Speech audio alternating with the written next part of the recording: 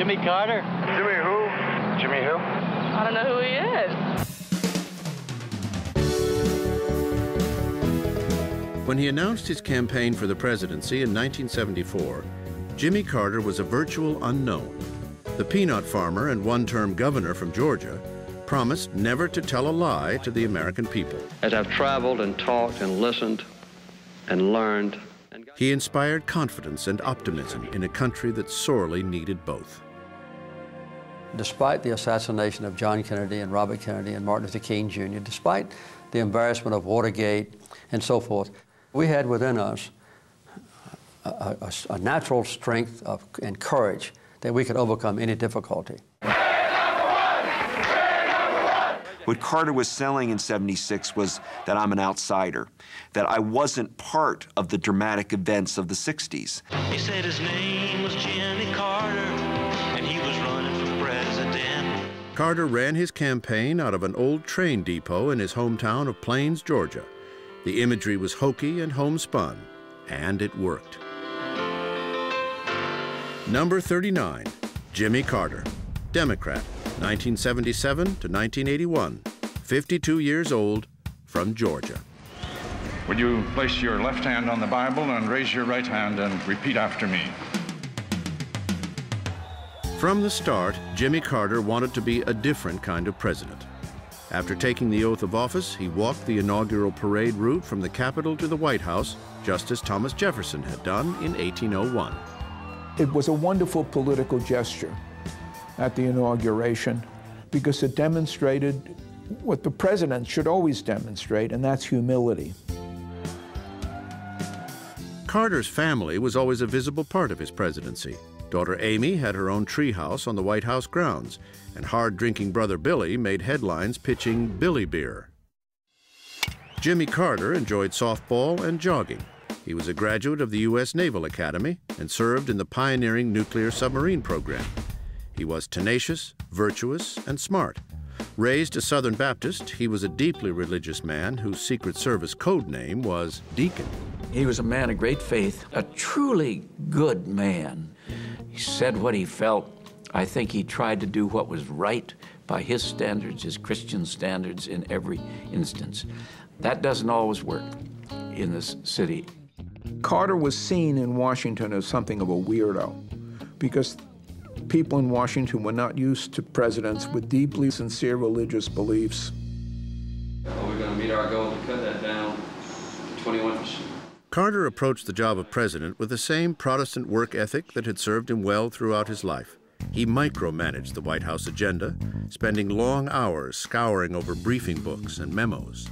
Jimmy Carter digested memos like the rest of us do hot dogs or something. He scooped them up and he ate them. For President Carter, the Oval Office would prove to be a crucible where high ideals were challenged and often withered under the heat of political realities.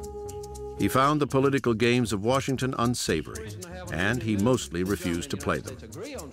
You've got to get along with those politicians. You got to get along with that House. You got to get along with that Senate. And he just didn't do it. He would not play that game.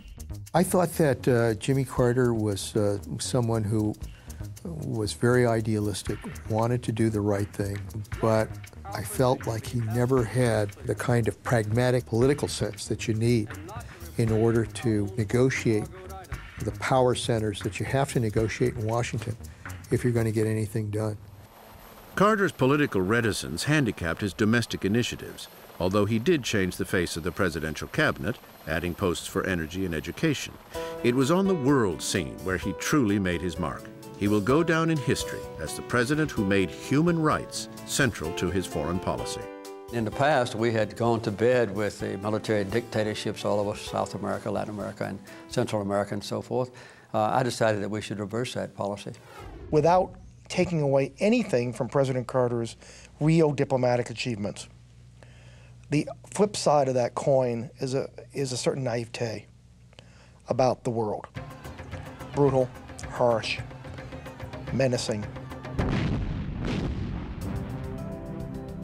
In his best moments, Carter's combination of religious idealism with a tenacity of purpose yielded spectacular results. None was more important than the 1978 Camp David Accords, which Carter personally brokered between Egyptian President Anwar Sadat and Israeli Prime Minister Menachem Begin. Carter took on the role as peacemaker in the Middle East despite strong skepticism from his advisors and the American press. And all those intelligent reporters and press people said, oh, come on, it's not going to work, Mr. President. It's, not a good idea, et cetera, et cetera. And Carter proved to be right, and we, as usual, proved to be wrong. Surely Carter enjoyed defying the Washington establishment, but he had a higher purpose in bringing Sadat and Begin to the bargaining table. I've been a Bible teacher since I was 18 years old. I taught Bible lessons at the Naval Academy Chapel when I was a midshipman at Annapolis. I knew the geography of the Holy Land. I knew the ancient histories and the challenges and so forth. So I had an idealistic ambition of seeing if I couldn't bring peace between Israel primarily and Egypt and address simultaneously the problems of the Palestinians. Getting Sadat and Begin to sit down with each other was an achievement in itself, but getting them to agree on anything was a challenge of almost biblical proportions. I found that Begin and Sadat were personally incompatible. The first 3 days, all they did was argue about ancient grievances and made ugly remarks at each other. There's this extraordinary moment when Begin blows up and wants to march out of the cabin and leave Maryland, and Carter puts his hands and blocks him and says, "You're not going. I'm not letting you guys leave until we get a peace accord." It took 13 days, but finally, an exhausted President Carter persuaded Sadat and Begin to agree on a framework for peace. The signing of the Camp David Accords was the high water mark of the Carter years. Within months of that achievement, an energy and economic crisis that had been building throughout the 1970s sent Carter's approval ratings plummeting. Does Jimmy Carter deserve the blame for the stagnant economy? Of course not. But did he do anything to exude consumer confidence? No. There was a perception that this was a good and decent man who was in over his head. The summer of 1979 gave birth to one of the lasting images of the Carter years, Americans waiting in long lines for gasoline. The crucible was beginning to overheat. The erosion of our confidence in the future is threatening to destroy the social and the political fabric of America.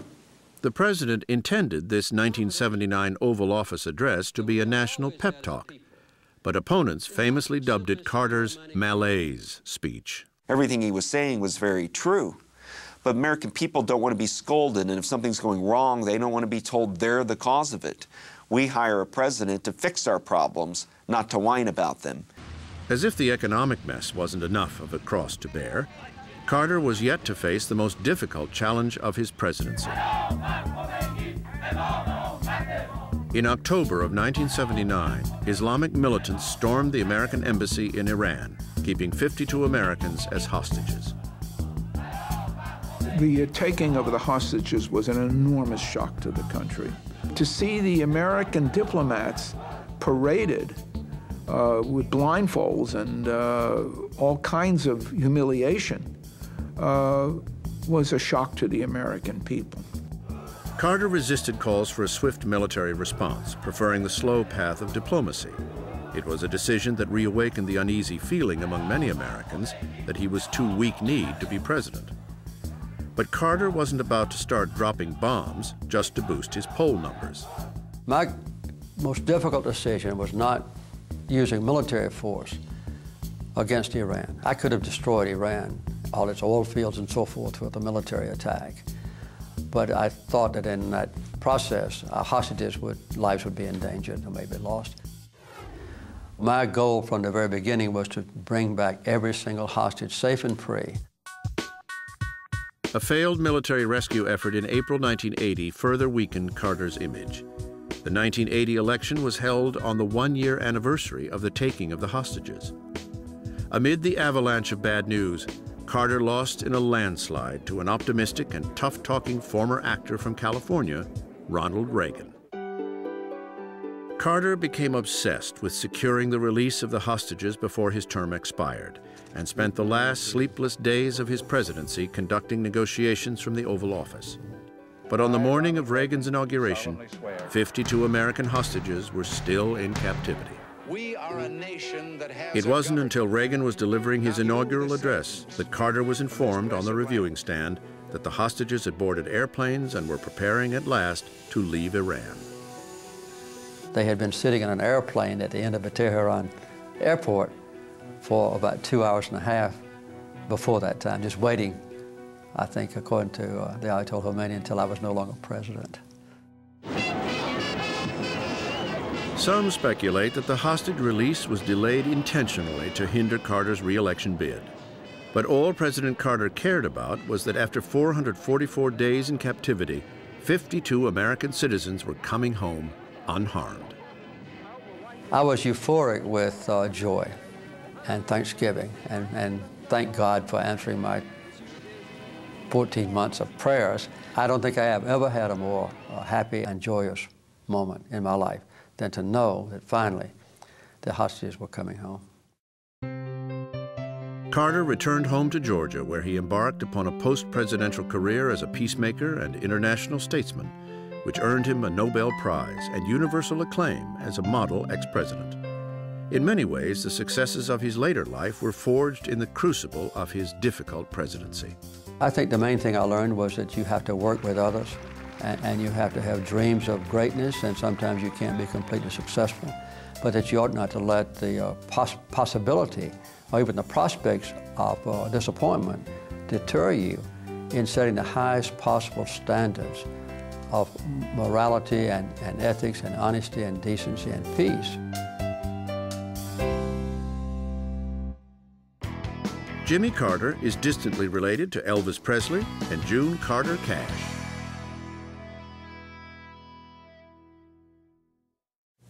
All right, quiet on the set. In 1980, former movie actor Ronald Reagan swept his way to the presidency, beating incumbent Jimmy Carter in 44 states. Coming on the heels of the bad news-laden Carter administration, Reagan's flag-draped conservative rhetoric had a strong popular appeal. Ronald Reagan was indeed that patriotic, did indeed have that view of America as something out of a 1930s movie. Number 40, Ronald Reagan, Republican, 1981 to 1989, 69 years old, from California. So far, Ronald Reagan is the oldest president ever to be elected, and even to those who served on his staff, he's one of the most unlikely. I always assumed that the brightest person made the best leader. And Reagan was not the brightest person in the country, but he was a terrific leader. Reagan enjoyed his time in the Oval Office, whether feeding the White House squirrels or sharing a weekly Mexican lunch with Vice President George Bush. Reagan's First Lady, Nancy, had great influence over him, sometimes planning his appointments based on advice from her astrologer. President Reagan had few close friends, but he was well-liked in Washington. He was the life of the party. And the person he was likely to enjoy most would be the one with the most new dirty jokes. The nuclear war cannot be won and must never be fought. I'm speaking to you tonight. Known as the great communicator, Reagan knew how to strike just the right chord in times of crisis. Nuclear destruction.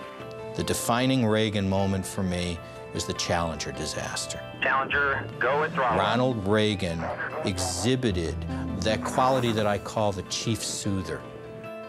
We will never forget them, nor the last time we saw them this morning, as they prepared for their journey and waved goodbye and slipped the surly bonds of earth to touch the face of God.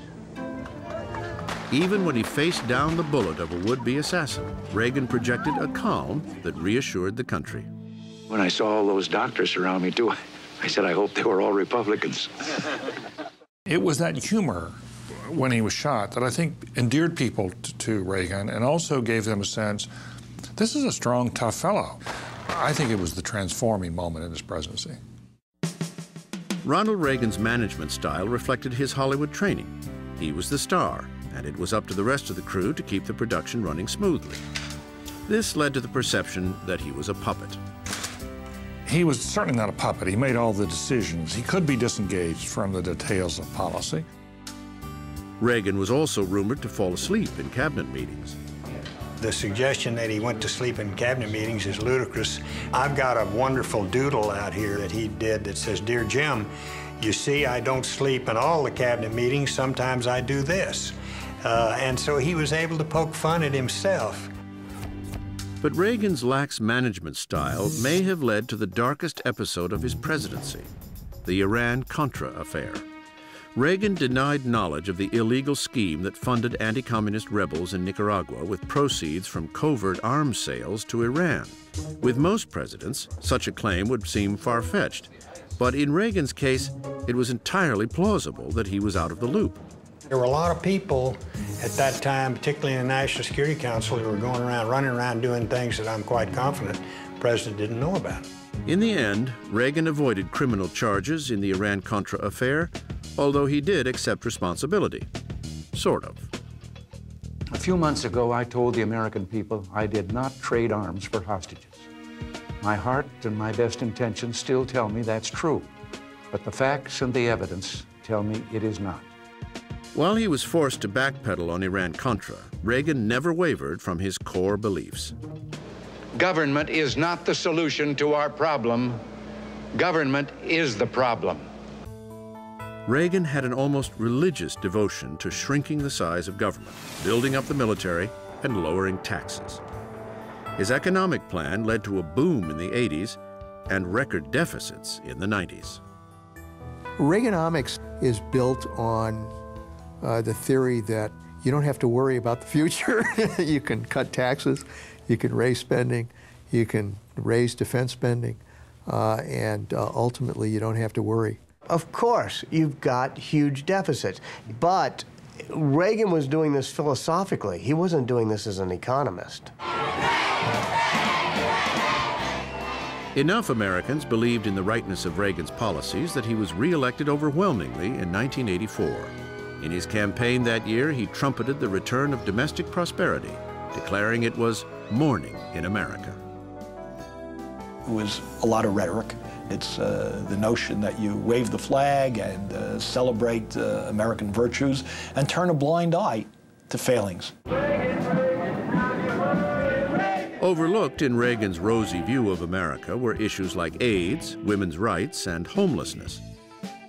It's understandable with Reagan because he doesn't believe in using government for social engineering. But the cornerstone of Reagan's legacy, and any claim he might have on presidential greatness, is the notion that his leadership won the Cold War for America. They are the focus of evil in the modern world. The struggle to contain and then stop the spread of Soviet communism begins, of course, with Harry Truman and goes through all of the presidents. But what Ronald Reagan does is he makes it into a moral thing. He says, this is an evil empire. It's going to collapse. Communism is another sad, bizarre chapter in human history whose last pages even now are being written. Using his strong rhetoric as political cover, Reagan was able to take a softer approach with his Soviet counterpart when the opportunity presented itself. Reagan, to his credit, sees that in Gorbachev, he has someone he can negotiate with. And Reagan seizes upon that. They have 4 summit conferences, summit meetings, and this does move the Soviet Union along the road toward the collapse, which occurs in 1989, 1990. When Reagan went to Geneva for the first of his summits with Gorbachev, aides were worried that the president would be overmatched by the more detail-oriented Soviet leader. Gorbachev, a former engineer, was reputed to be a master of the intricacies of geopolitics and weapon systems. But they became fast friends. They met in Geneva, 4 hours of talks. And I finally got nerve up to ask Reagan one time at a little private dinner. I said, you know, you weren't a detail man. I said, how'd this happen? I remember Reagan looked at me, he said, oh, Hugh, he said, he didn't know any of that stuff either. In 1983, Reagan unveiled what was to be one of the most bizarre presidential initiatives of all time. Let me share with you a vision of the future which offers hope. It is that we embark on a program to counter the awesome Soviet missile threat with measures that are defensive.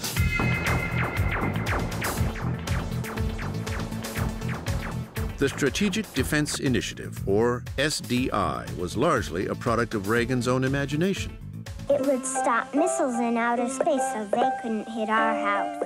Well, I have to tell you, SDI, the so-called Star Wars initiative, was a shock to most of us on the White House staff. We never saw it coming. And it was Reagan being Reagan. It was something he wanted to do, and he didn't want to staff it out. Although dismissed by most as impractical, it now appears that the Soviets took SDI seriously. Suffering from internal economic problems, Gorbachev knew he couldn't keep up with an arms race in space. Whatever one thinks about the military merits of it, I think it was a masterstroke diplomatically. It was at that point that the Soviets came to the realization, we can't compete with this. We can't keep up in the arms race. And I think that SDI, in retrospect, hastened the end of the Cold War. During a 1987 visit to the divided city of Berlin, Reagan put an exclamation point on his rhetorical war against Soviet communism. Mr. Gorbachev, tear down this wall. I thought it was a joke. I never expected that this daring statement, Mr. Gorbachev, tear down this wall, would have any effect. It was just simply rhetoric, words playing to the audience. But then it happened. By the time the Berlin Wall fell in 1989, Ronald Reagan had retired to California. His supporters give Reagan credit for causing both the collapse of the wall and the collapse of the Soviet Union itself a year later. This idea that Reagan won the Cold War is terribly overblown. It was Reagan's luck to be in the right place at the right time. I think the Cold War was won by a succession of Republican and Democratic presidents over a period of 40 years who were willing to stay the course against the expansionist aims of the Soviet Union.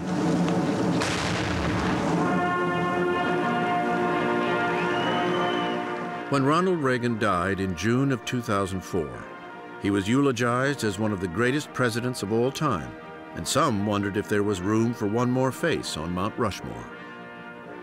Only time will tell if Reagan joins that elite pantheon. What is clear is that Reagan was a substantial figure in American presidential history, a key player in ending the Cold War, revitalizing the conservative movement, and assuring America that it was still okay to wave the red, white, and blue.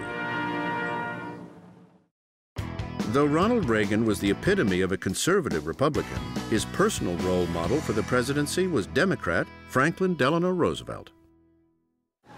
The way to do the president is to start out with Mr. Rogers. It's a beautiful day in the neighborhood. Then you add a little John Wayne. Here we go, let's go over the ridge. You put them together, you got George Herbert Walker Bush. I, George Herbert Walker Bush. In 1989, George Bush became the first sitting vice president to win a presidential election since Martin Van Buren in 1836. Bush helped secure his victory with a bold campaign pledge. Read my lips. No new passes. And we've got to hold that line. What was important at that point in time was to sound decisive. It could have been, read my lips, I will stand up to the Soviet Union, or read my lips, I will shop at Walmart. It really didn't matter. It was decisive. Number 41, George Herbert Walker Bush, 1989 to 1993, 64 years old, from Texas. George Bush's resume was long and distinguished. He had been a two-term congressman from Texas, a UN ambassador, and was the first president to have been head of the CIA. Bush was a New Englander by birth, but spent much of his adult life in Texas. He was a Yale man known for loyalty to his friends and a competitive streak that carried over from sports into politics. Oh, get in. Bush's opponents seized upon his preppy image and characterized him as a wimp. You know, the wimp factor really isn't fair, because this is a man who is a World War II hero, who got blown out of his airplane, almost died serving his country. George Bush is many things. A wimp is simply not one of them. With his management style, Bush set out to show that he was more engaged than his predecessor, Ronald Reagan. Bush drove everybody crazy trying to keep up with him in the White House. He was basically a very nice guy and very much a centrist in a way. He really liked to govern the country, based on consensus. Bush's presidency was defined by two major foreign policy events, the end of the Cold War and the Gulf War against Saddam Hussein. In both instances, he displayed his deftness for patient diplomacy. But as the free world cheered the fall of the Berlin Wall in 1989, President Bush was actually criticized for playing it cool. You don't seem elated, and I'm wondering if you're thinking I'm of elated. the problem. I'm just not an emotional kind of guy. Well, how elated are you? I'm very pleased. There was one politician who said that if it was me in the White House, I'd be dancing on top of the Berlin Wall. I'm glad he wasn't. Bush instinctively knew that for bigger and better things, he was going to need Gorbachev's partnership. The way to do that was not to stick it in their eye when the Berlin Wall came down, but to continue to work with them so the Cold War would end with a whimper and not with a bang, and that's what President Bush did. The most difficult test of Bush's presidential leadership began in August of 1990, when Iraqi strongman Saddam Hussein invaded neighboring Kuwait. Unfortunately, Iraq has thus far turned a deaf ear to the voices of peace and reason. In his public speeches, Bush emphasized the need to respond to the naked aggression of Saddam Hussein, but he had other reasons for taking the country to war. Look, I've been a member of 4 administrations. In every one of those administrations, we had as a written national security policy that we would go to war to protect the energy reserves of the Persian Gulf, if necessary, to protect access to those energy reserves for the West. Well, it was necessary in 1991, and we did it. In the months leading up to the Gulf War, George Bush worked the phones, enlisting the support of the United Nations and building an international coalition of 34 countries to eject Saddam from Kuwait. I think that the elder George Bush was the best foreign policy president we've had in my lifetime. He realized it would be wrong and counterproductive for America to try to do the invasion and be responsible for its aftermath without the support not only of our European allies, but of Arab nations in the region. And it was that type of foreign policy, that ability to be an internationalist and to care about other nations and allies, that really set the elder George Bush apart. We are not here on some exercise. This is a real-world situation. And we're not walking away until our mission is done, until the invader is out of Kuwait. After 5.5 weeks of aerial bombardment, the ground war began. Within hours, the Iraqi army was in full retreat from Kuwait, and soldiers were surrendering en masse. Bush now had an opportunity to send troops into Baghdad to topple Saddam's regime, but instead he declared it was mission accomplished. Leaving Saddam in power was a controversial decision, but one about which Bush had no doubts. Taking Saddam out of power was never one of George Bush's stated war aims.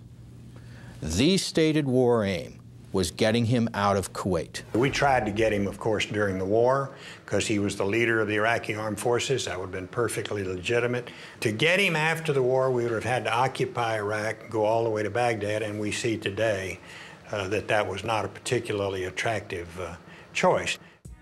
After the war, Bush's approval ratings soared to 84%. Re-election in 1992 seemed likely. But the deficit spawned by the Reagan years had forced the president to renege on his famous campaign pledge and agree to raise taxes. Bush betrayed our trust. He raised our taxes. It may have cost him the election, but it was probably good for the country. I think one of the great things George Bush did is to go back on that pledge and to make the compromises necessary with the Democratic leadership on Capitol Hill to get us a little bit closer to the path of a balanced budget. That worked, and that helped set the stage for the great economic growth of the 1990s. Unseated by the charismatic Bill Clinton, President Bush left behind a legacy of political moderation. In the end, he proved to be an able, behind-the-scenes operator and skilled diplomat, but an inadequate salesman of his ideas and policies. In 1974, George Bush, as chairman of the Republican National Committee, formally asked Richard Nixon to resign.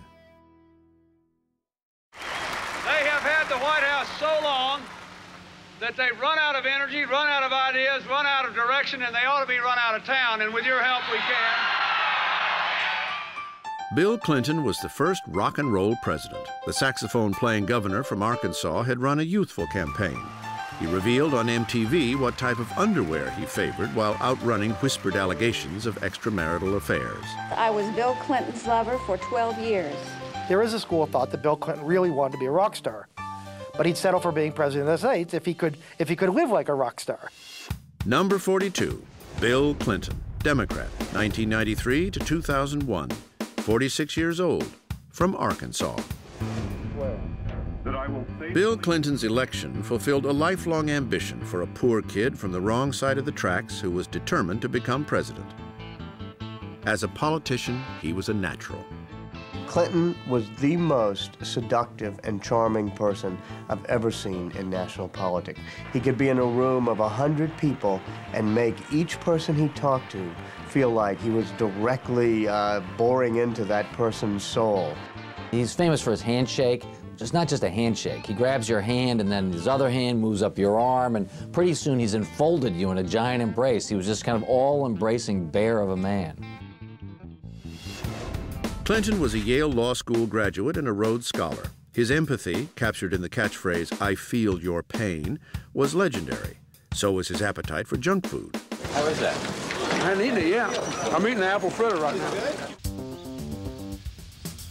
Bill Clinton's management style was chaotic. His White House was known for casual dress, crowded meetings, and all-night bull sessions. He is so interested in different viewpoints that he could have 60 people in a room and be willing to listen to every one of them because he might just find a different clue as to something he hadn't thought about.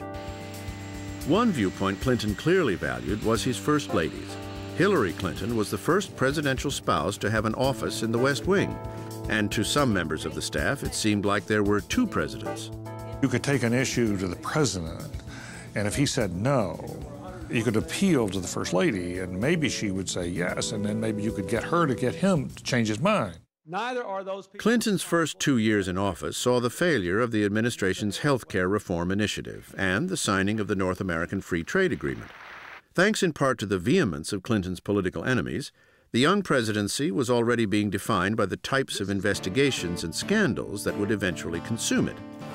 Travelgate, Whitewater, and the filing of a sexual harassment lawsuit against the president by Paula Jones.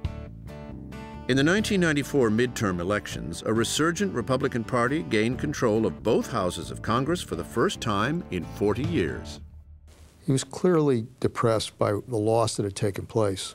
Everybody figured he was finished. They underestimated what a good politician Bill Clinton is. Clinton made a move towards the political center, using public opinion polls as his guidepost. But he was challenged at every step by his newly minted nemesis, Republican Speaker of the House, Newt Gingrich. In some ways, Newt Gingrich was a great gift to Bill Clinton, much as the malefactors of great wealth were to Teddy Roosevelt, or Douglas MacArthur was to Harry Truman. It was in the budget negotiations late in 1995 that the battle between Clinton and Gingrich came to a head. With the threat of a government shutdown looming, Gingrich tried to force Clinton into making concessions on Medicare and education spending. But the president refused to compromise. At that point, I said to myself, the president gets it, because in politics, you really do have to draw a line. And at that point, he understood that he had to draw a line. And I think it was a turning point in the presidency. Clinton's risk paid off. He was able to paint Gingrich and the Republicans as the cause of the government shutdown, forcing them to an eventual budget compromise. It was a great political victory. But during the shutdown, most of the paid White House staff was sent home, which allowed an unpaid intern named Monica Lewinsky to get unusually close to the president. With his convincing re-election in 1996, Clinton's political comeback was complete. Taking advantage of the booming American economy, he was now able to steer Congress to balance the federal budget for the first time since Andrew Jackson's presidency. Then the bubble burst. In August 1998, Clinton's Oval Office affair with Monica Lewinsky became public when the former intern was called to testify in the Paula Jones sexual harassment case. That was the beginning of Lewinsky Gate and the scandal that just totally consumed Bill Clinton's presidency. I did not have sexual relations with that woman. When you make a mistake, you got to fess up and do it fast. If he had said, I made a mistake with this young woman, I'm sorry, it would have been controversial, been hard. But I think the country would have rallied to him and we could have been spared the impeachment process. Instead, on December 19, 1998, Bill Clinton became only the second president in history to be impeached. As had happened with Andrew Johnson 130 years earlier, the momentum of the impeachment process sputtered when it came time to vote him out of office. Neither the American public nor the United States Senate found Clinton's lying about his sex life to be an adequate reason for his removal. I think 100 years from now, historians are still going to be scratching their heads on the question of the impeachment of Bill Clinton. Was it an impeachable offense? Well, it was impeachable only because it was caught up in this strange and bitter politics that really defined the 1990s. It was a dangerous sideshow because while we were all concentrating on Bill Clinton's sexual peccadillos, Osama bin Laden in the mountains of Afghanistan was preparing a plot that was going to kill 3,000 Americans. Having survived impeachment, Clinton did what he could to salvage the remainder of his presidency. He lent American military might to a NATO effort that halted an ethnic cleansing campaign in Kosovo. And he made a bold but unsuccessful effort to revive the faltering peace process between Israel and the Palestinians. By the time he left office, Bill Clinton had presided over the longest economic expansion in American history, yet his legacy will always be clouded by his impeachment. You're not going to have kids queuing up in Little Rock at his presidential library to see the NAFTA pen under glass. People look for drama in history, and the great drama of the Clinton years, unfortunately, was his impeachment problem and the Lewinsky scandal, and that's what he has to live with. During the 1994 baseball strike, President Bill Clinton ordered representatives of the players and owners to meet and resolve the strike. Both sides ignored the presidential order. The 2000 election between Al Gore and George W. Bush seemed like it would never end.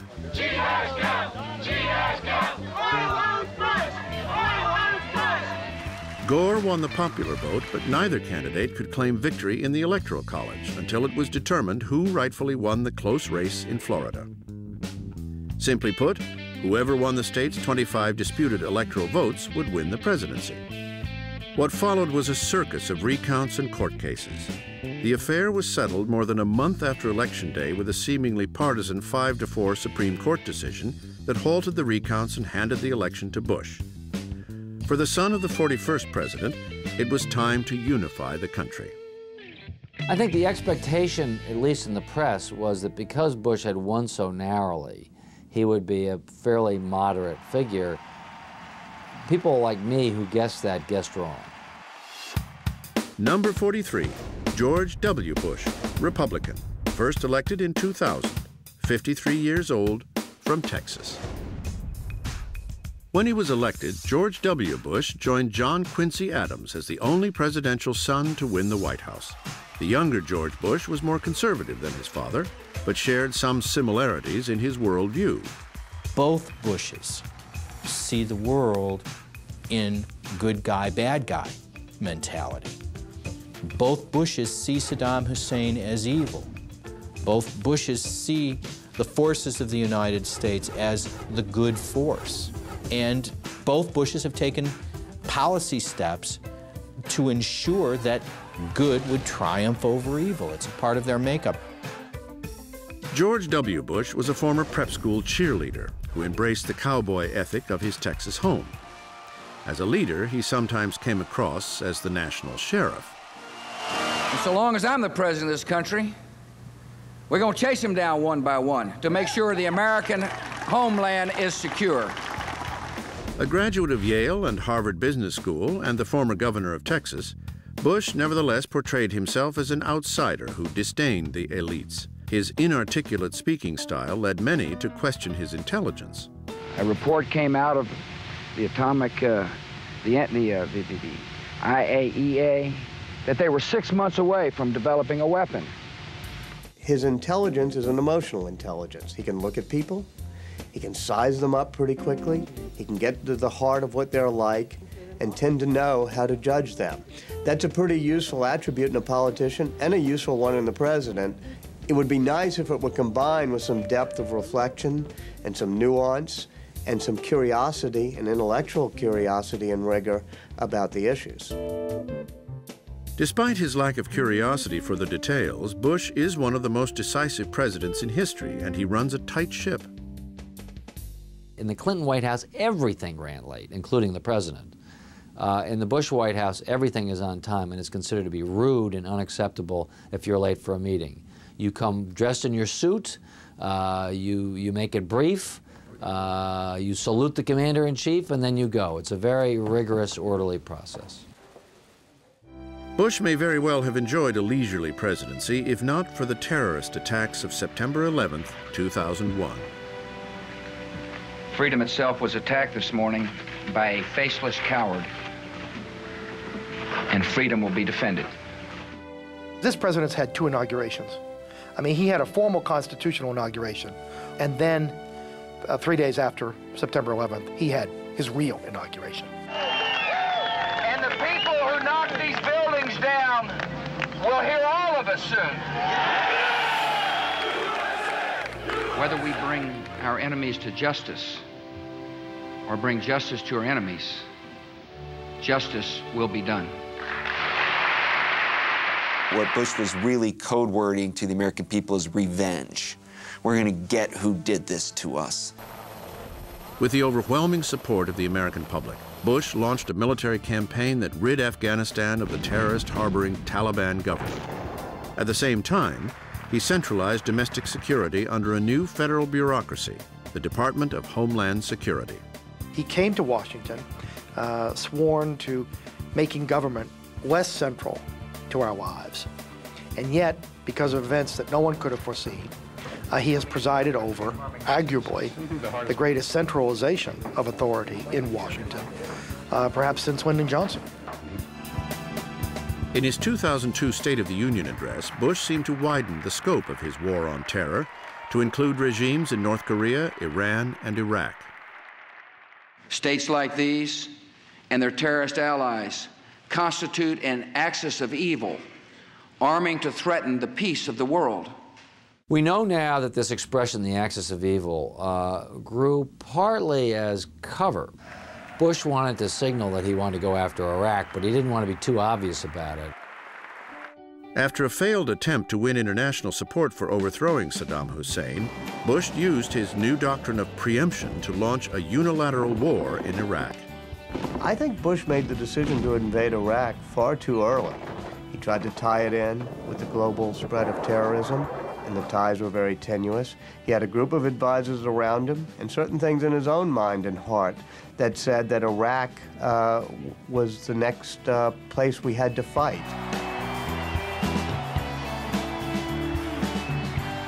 In 2004, George W. Bush avoided the fate of his father when he was re-elected to a second term.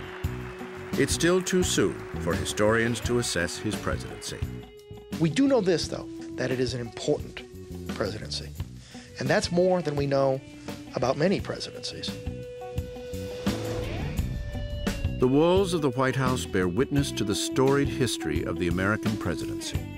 Men from all parts of the country and all walks of life each took on the office with high hopes and pledged to lead the country to the best of his ability.